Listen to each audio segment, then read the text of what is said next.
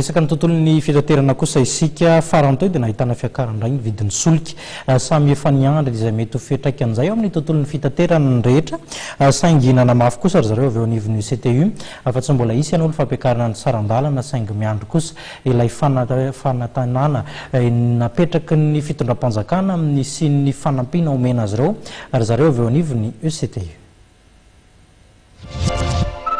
Tsy mbola isy ny fampiakarana ny sarandalana taxi be atoato fa mbola miandry ny fampanantenana nataon'ny fanjakana ny amin'ny hanomezana fanampiana 12 miliara ariary ny mpitatitra ary ny nambarana Andriamatoa Andriambentsolo-Mora Bernardin filohan'ny UCTU nandritry ny fiarabana ny ben'ny tanàna Antananarivo renivohitra lalao Ravalomanana izay nataon'ny fivondronam-bean'ny kooperativa mpitatitra eto an-drenivohitra. Telo miakatra zay io carburant io zay mbola tsy napakatra sarandalana satria zay raha napakatra tamin'ny 4 octobre dia nitongava amin'ny atao hoe niangaviny ny fanjakana foibe mihitsy hoe emory kely aloha fa mena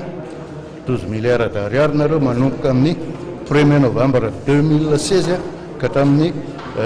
31 avril 2017 hatramin'izao nefa tsy hita zavatra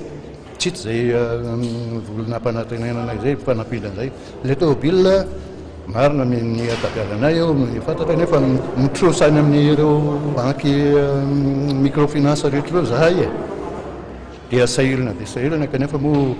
raha ahafahana hoe zay aloha mba ahafahana miasa dia ataona fa dia miezaka amin'izay zay miafika efa nisy araka ny fandrazavana trano ny ezaka natao mba hanatsarana ny kalitaon'ny tolotra omeny ireo mpanjifa. Ny fiara zao tsy dia misy manapiasetroko intsony manaikarakara tômôbily zay fa izay raha vao mahita na anankiray fotsiny ary rehefa miteza zay nanamboara ny tômôbily iny fa miapiasetroko loatra ny tômôbily reo zay zany anisany hoe fiaraha-miasa mikonona Antananarivo renivohitra ihany koa zay ao moa ny tadiavin'ny olona koa ny resaka hoe mpanjifa dia le hoe mihodina an-dalana le service mihodina an-dalana le tômôbily tsy tombany afara na manivana olona hoe ateo anana ihany ty atapadalana no ataonareo dia efa iarahana manamboatra zay.